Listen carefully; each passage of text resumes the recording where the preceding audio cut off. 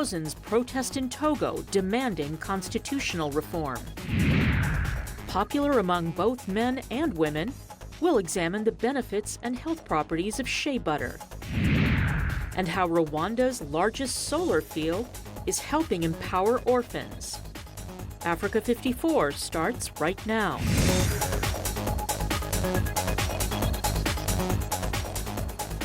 Good evening and welcome. I'm Vincent McCory. This is Africa 54. Now, tens of thousands of people protest across the small West African nation of Togo. The demonstrators are demanding constitutional reform and an end to the 5-decade hold on power by President Faure Gnassingbe and his family. The crowds, urged by leaders of Togo's opposition parties, jammed the streets of the capital Lomé and several other cities Wednesday, calling for Gnassingbe to leave office and once his term ends in 2020, and for a constitutional amendment to reimpose presidential term limits. We will see through this. We will make Mr. Faure Gnassingbe leave through the mobilization of the people. This is what we're working towards, and I'm convinced that if the movement continues to grow as we hope it will, he's going to have to abdicate. Well, a law passed in 1992 limits the president to 2 terms in office, but Gnassingbe's father, the late President Gnassingbe Eyadema, scrapped it a decade later. The current president's cabinet adopted a proposed bill on Tuesday that reinstates presidential term limits. Down south in southern Africa, the commander of the Lesotho Defense Forces, Kwantle Motomotso, was shot and killed on Tuesday at an army barracks. 2 other soldiers were also killed. The Defense Ministry Principal Secretary Colonel Tanki Mutai says an army major was taken into custody to help police with the investigation, but his name has not been disclosed. Mutai says it's not clear what the motivation was for the killings. South African President Jacob Zuma has condemned the killings and says the Southern African Development Community is sending a ministerial mission to Lesotho on Thursday to assess the situation. Lesotho, a poor mountainous nation, has been through periodic bouts of political strife since an attempted coup in 2014. Not too far from there, Angola's ruling MPLA party candidate is set to become the country's next president, despite a last-ditch effort by the opposition to nullify the election results.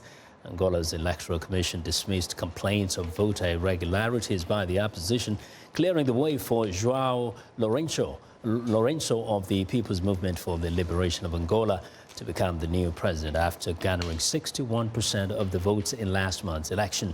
Lourenço is expected to replace José Eduardo dos Santos, who governed the country for the past 38 years. Now, the leading opposition candidate of National Union for the Total Independence of Angola garnered just over 26% of the vote. Now, for more on the new Angolan president, I'm joined by VOA's João Santa Rita. He hosts a daily show on Angola, as well as a weekly talk show on Angola in Portuguese. João, welcome to Africa 54. Thank you for having me here. Yeah, it's kind of a change in one way, but also things may be looking about the same. What's the reaction in Angola? The new Angolan president, he will take power on the 21st. His slogan was improve what is good and do away with what is bad. Yeah. So we'll see how that happens. I must say that, it's a big unknown because João Lourenço was obviously chosen by the MPLA's political bureau, which is much controlled by Dos Santos. Dos Santos is going to carry on being the president of the party, at least for 1 year. Yeah. So you're going to have this dual power, so it's going to be interesting to see how this plays on. Yeah. Now, the feeling amongst the opposition is this is no change. It's a succession, as they say. And João Lourenço has promised during the campaign, he's aware that many Angolans are in dire straits economically and that a lot of them are unsatisfied with the present situation. So he's promised changes, but it's difficult to say at this stage. What is the state of affairs actually in the country? I hear the economy is not doing so well, but specifically, what are some of the issues that he has to deal with? Well, one of the main complaints of the population is corruption. Corruption is very well entrenched in the society at all levels, from the lowest level to the highest level. And this because at the highest level, government ministers and others are involved in businesses. And so they're very rich people. And so this is the main complaint. But of course, on the economical side, there is a problem. Angola is heavily dependent on oil. It's more than 90% of its exports. With the drop of the price of oil from $100 a barrel to 40-something, Angola practically collapsed economically. So this has resulted in growing poverty. I mean, if you go to a city like Luanda, you'll see that the poverty is enormous, and lack of money. I mean, we had the situation during the past 12 months of teachers not being paid, police not being paid, hospitals running out of medicine. There was a huge epidemic of yellow fever. There were no vaccines. Yeah. So there is this question of money that the country does not have. And yet it has always been said that Luanda, for example, the cost of living there is just unbelievably high. It's very high. It's the most expensive city in the world for expatriates. So, I mean, it's shocking when you get there. I remember last time I was there, there was an apartment by the seafront. The monthly rental was something like $20,000. Whoa. So I couldn't believe it. Now, quickly in terms of what Lourenço can do, really, it will be more like fighting against a culture and cultures entrenched within the party. I mean, how can he possibly change things when it's the same party controlled by the same president who has been there for 38 years? Yeah. Well, it's going to be what I think we must pay attention to is once he gets into power, give him a month or two, what changes is he going to put into the cabinet? And not only that, there's a whole lot of people around the president in the presidential office. There's General Kopelipa, the head of military intelligence. These are people with a lot of power. And so it's going to be interesting to see if he really does changes. One thing I must point out is that President Dos Santos had a law approved last month under which all security people that he appointed cannot be changed for the next 8 years. Wow. So, and just on the 1st of this month, he promoted about 100 people in the police force, and they cannot be changed. Now, in a few seconds left, in terms of the kind of control he has, so this kind of dual power system there, is this new or has it always been there?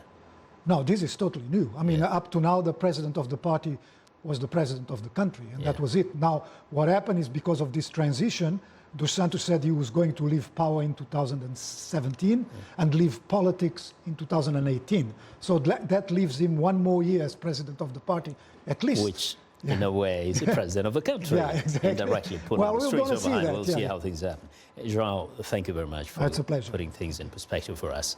Well, that's João Santa Rita, who is a VOA Portuguese journalist. Now, the administration of U.S. President Donald Trump has slapped sanctions against 2 senior South Sudanese officials and the country's former army chief. Wednesday's move came as a warning to the government of President Salva Kiir over increasing attacks on civilians in the country's 4-year civil war. In a statement on its website, the U.S. Treasury Department says it has blacklisted Malek Ruben Riek Ringo, Deputy Chief of Defense for Logistics in South Sudan's army, Paul Malong, former army chief, and Minister of Information Michael Makuei-Lueth for their roles in destabilizing South Sudan. Now, the measures freeze any of their assets in the United States or tied to the U.S. financial system. Still there, the United Nations mission in South Sudan is boosting its patrols in the country's western Equatorian region, where it has distributed humanitarian aid to displaced people who are sheltering in makeshift camps without access to clean water, food, or shelter. The villages of Bangassou and Remensi in western Equatoria are suffering from a volatile security situation with ongoing violence between armed groups involved in the South Sudanese political conflict. This was the first visit by troops serving the UN mission since July. Troops distributed cooking pots, tarpaulins, buckets, and food. Despite more robust peacekeeping, violence continues in the country. Of course, we are scared because there is no protection. You know, anybody can just come and enter the camp, as it has happened several times back, that the rebels can come and enter the camp, begin to beat people, begin to loot things from people. That's why we are putting our request that the UN should come here to protect the civilians here. Well, the UN mission has 12,000 armed peacekeepers and a budget of over $1 billion. But that is not enough to patrol South Sudan, which has less than 300 kilometers of paved roads. Well, we want to know what you think about Africa 54 and the stories we covered. So join the conversation on Facebook. The address is Africa 54. We are also streaming our show live on Facebook. So check us out and share our show with your friends also. And check out our headlines 24/7 on voaafrica.com. Find me on Twitter at VOA Vince McCory. Now, coming up, the health benefits of shea butter. Stay with us.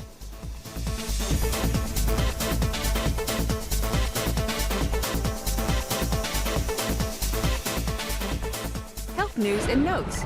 This is Living Better. Advances in DNA testing are helping people learn about their health risks.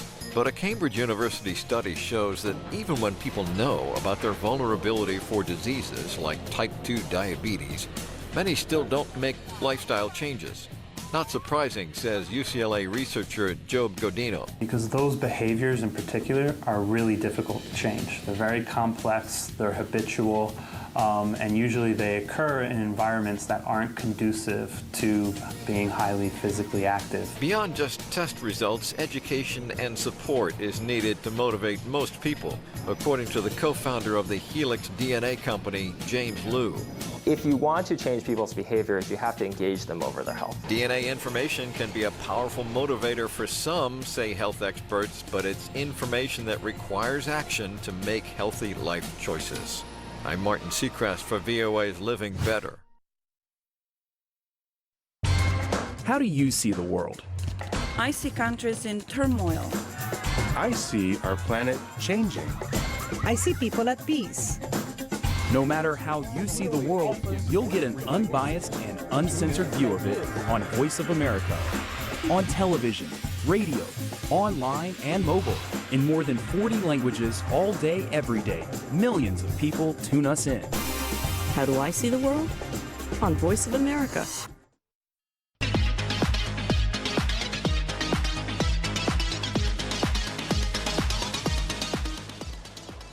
Well, it's time for our health report. And joining us now is Africa 54 health correspondent Lino Mudu with a look at a cholera outbreak in West Africa. Hello, Lino. Hello, Vincent. The United Nations says cholera is spreading fast through camps housing people displaced by Boko Haram militants in northeast Nigeria's Borno state. Most deaths have been recorded in Munagarej camp on the outskirts of state capital Maiduguri, the epicenter of the Islamist insurgency. A UN report says over 530 suspected cases of cholera have been registered by Tuesday, and more than 20 people have died. The outbreak began late last month, and aid workers have already warned that Nigeria's rainy season could spread disease in already unsanitary displacement camps. Cholera is an acute diarrheal infection spread by contaminated food and water. It can be easily treated with oral rehydration solution if caught early, but the disease can kill within hours if left untreated. Now, in Sierra Leone, 500,000 people will now have access to a life-saving cholera vaccine following severe floods and landslides last month, which increased the risk of the waterborne disease. The vaccine will target areas particularly affected by August floods and a deadly landslide, which resulted in over 500 confirmed deaths. Hundreds more people are reported missing, while thousands have been displaced from their homes. 2 rounds of vaccinations are planned beginning this month and will be delivered in 25 affected communities by the government of Sierra Leone with support from Gavi Alliance, the World Health Organization, UNICEF, the British government, and other health partners. Shea butter is a fat extracted from the nut of the African shea tree, also known as karité. Among other things, shea butter has been used in Africa and other countries for years for health and beauty, as well as for food preparation. The product is now very popular among women and men seeking a natural alternative to improve skin and hair. I sat down with Rahama Wright, President and CEO of Shea Yilin, to discuss some of the key health benefits of shea butter. Shea butter, I say, if you have skin, you need to use shea butter. It's so amazing for skin and also hair care. And it is the oil that's sourced from the seed of the shea fruit. And this fruit grows exclusively in sub-Saharan Africa. You can't find the tree anywhere else in the world. It grows on a tree. And women are the traditional harvesters and processors of shea butter. And so what my company does is we partner directly with women's cooperatives in northern Ghana, and we help women transform these seeds into a product that we then put into our entire skincare line. So we have creams, soaps, lip balms, body polishes, massage balms, utilizing the shea sourced from these women's groups. So what is unique about shea that makes it such a good ingredient for health and beauty? So shea butter, when you look at oils, and there are so many different oils to choose from, yes. Oils have a component to it called the unsponifiables, meaning the portion of the oil that contains all the nutritional value, all the health benefits. Shea oil has a higher percentage of that. So it has a higher percent of essential fatty acids, it has a higher percent of vitamin A, E, everything that your skin needs to nourish and replenish itself. And it also helps with inflammation because it has anti-inflammatory properties. It has a component to it called cinnamic esters, which actually has a natural SPF to it. So it's not a high SPF, but it does have some sun protection qualities to it. People who have issues like eczema, super dry skin, psoriasis, they can use shea butter in its purest form. I recommend it in its purest, most natural form. And it actually helps with skin cell regeneration. Our skin is our largest organ, so we have to be really careful what we put on our skin. And because shea butter, it's natural, it's organic, it's pure, you can be confident if you know how that shea butter is made and sourced, you can be confident that it's a natural alternative to taking care of your skin instead of using products that have parabens, phenoxyethanol, chemicals, or are using a shea butter that's been processed chemically. And one of the chemicals that are used in in manufacturing centers and facilities that chemically process shea is called hexane, which is really not good for your skin. Because all shea butters are not created equal. There are so many out there, but we know that not all of them are very good. About 90% of the global shea market that's brought to market is not coming from Africa. Even though the tree grows in Africa, women are the traditional processors, the majority of shea that enters the global marketplace is actually coming from large seed oil manufacturers in Europe and Asia. Okay. And they're utilizing a completely different process to extract the oil that's contained in the shea seeds than what women in local rural communities in Africa use. So they're using chemicals, deodorizers, solvents. Really, that's not only harsh in terms of the processing, but also it's harsh on the environment. Versus the women who are using a traditional process that has been passed down from mother to daughter. And the way that the women use it, they're making the shea in these small batches, hand processing it. Yes, there are a few tools that are used to improve the efficiency and also reduce the labor intensity, but this is a handmade product in small batches by these women. So how can you tell a pure shea butter from something that has been processed if there is no label? Sometimes it can be a challenge. You can, one, look at the way that brand or company markets, you know. You can try to see if you can figure out whether through their ingredient profile where they're bringing those products in. But there are a couple of differences when you look at unrefined pure shea that's been made by these women versus refined shea that's been made by a processing facility that's using some of these harsh chemicals. You can feel it, you can smell the difference, and you can also see it in terms of color. So unrefined pure shea has a nutty smell to it when it's made in a high quality environment, meaning the shea butter has not gone rancid, there's no smoke that's entered the process when the shea is being made, and that it's been filtered as well.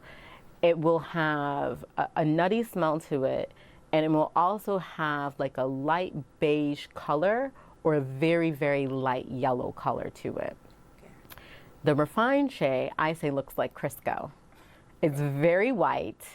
It feels a lot stickier. So unrefined shea will melt into your skin, doesn't have this like sticky feeling to it.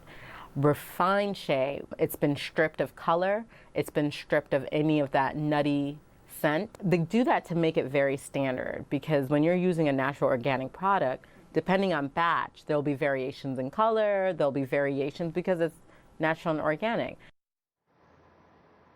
And that's our health report for today. To stay in touch, find me on Twitter @LenorMoudou. Back to you, Vincent.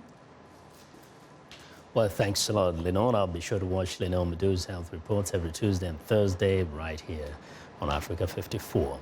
Well, it's time now for a short break. Still to come on Africa 54, how a renewable energy project is helping to empower orphans in Rwanda.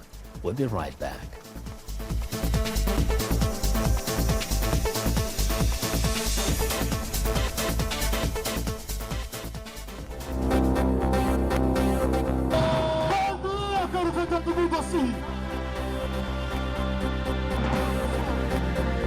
Bom dia a todos!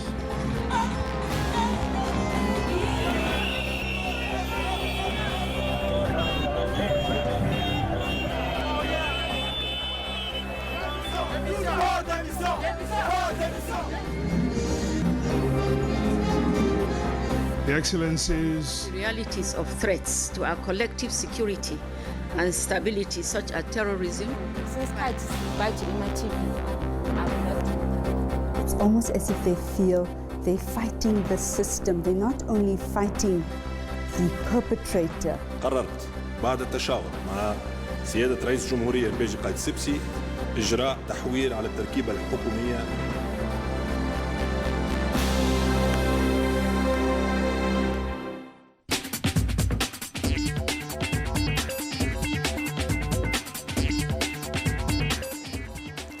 Welcome back to Africa 54, and here is what's trending. Now, healthy snacks and refreshments are big draws at London's Specialty and Fine Food Fair. But the hottest food trend by far is raw food. And the craze is being driven by, what else? Social media, with users of the popular picture-sharing app Instagram posting photos of their healthy meals. There are currently well over 1 million photos posted with the hashtag Smoothie Bowl. Elaborately decorated bowls of smoothies topped with fresh raw ingredients. Vendors say it's the health-conscious millennials with their massive spending power who are behind the move to raw. Well, next up, California-based Neato has released a new vacuum cleaning robot that automatically creates maps of people's homes. The maps are then uploaded to an app where people can control the robot and then tell it where to clean and where to not go. The maps will also be transmitted to Neato, which says the data will be used to improve future products. Neato says the maps will still be owned by the consumers and that any further use, such as other companies buying the maps for research purposes, will only be possible with the consumer's consent. Not surprisingly, privacy advocates are sounding a warning over the map features, reminding consumers to watch out for hackers. Well, and finally, modeled after fighters from the Star Wars universe, these remote-controlled flying devices from Disney can change the way people look at drones and online gameplay by combining them both in the first-ever droning game product. The sophisticated control unit plays the John Williams score from the films and can hold your smartphone to run an app that enhances gameplay. The drones utilize Li-Fi, an emerging technology that uses light for transmission and can run 100 times faster than Wi-Fi. They can travel at speeds up to 35 miles per hour and can flip and spiral like a corkscrew. Up to 12 Star Wars drone pilots can battle each other in various missions. Now, the first 3 models take off in December, and that is what is trending today. Now, Rwanda is home to East Africa's first large-scale commercial solar field, but the project is doing more than just generating renewable energy. It's also empowering local orphans. Zach Badoff reports from the Rwamagana district outside the capital, Kigali. In Rwanda, less than 15% of the population has access to electricity. In rural areas, it can be as low as 1%. The country relies heavily on diesel fuel for its power grid, which is expensive and bad for the environment. So in 2014, this solar field was constructed and developed by private power companies with early-stage funding from the U.S. government's Power Africa initiative. These 28,000 panels bring in 8.5 megawatts of power at peak, 4% of Rwanda's total power capacity. This solar field brings light to more than 15,000 homes around the country. We're living in the world, and we have to contribute to minimize or to eradicate and eliminate polluting the atmosphere. So investing in solar, it's one thing. We also contribute into another thing, contributing not to global warming, but solar is one thing because we need energy and we need clean energy. The 17 hectares of solar panels are located on land owned by the Agahozo Shalom Youth Village. The choice of the site was no accident. The rent paid by the private company running the solar field helps empower vulnerable youth, orphaned during or after Rwanda's 1994 genocide. He didn't talk much, but the time after time, day by day, when he used to come in this room, I used to give him pencil and drawing, try and try. He became someone else. When I have a problem, I take a paper and a pencil and draw, and that problem goes away. Like when I have stress, I draw or paint. And when I am painting or drawing, I feel very happy. 500 students live and study here. The mission was really to help bring back all the children who have lost parents and siblings and everything in their lives, to try to recreate the next best family that these children should have had their parents been alive. When it comes to energy, the future of the entire nation is at stake. Rwanda's government aspires to nearly triple its power capacity by the end of 2018 through renewable power sources like methane, hydro, mini hydro, peat, thermal, and more solar fields. Zach Badour for VOA News in the Rwamagana district, Rwanda. Well, and that's our show for today, and I'll be sure to watch Africa 54 on our website at voaafrica.com. For more news, tune into VOA's evening radio show, Africa News Tonight at 1800 UTC, and in the mornings to Daybreak Africa between 0300 and 0600 UTC, Monday through Friday. Thanks a lot for watching. From all of us here in Washington, have a good night.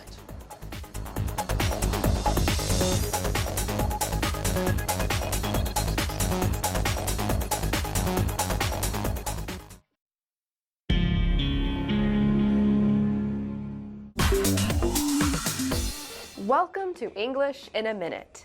An alley is a narrow path between or behind buildings. Up one's alley. Does this expression have to do with city streets?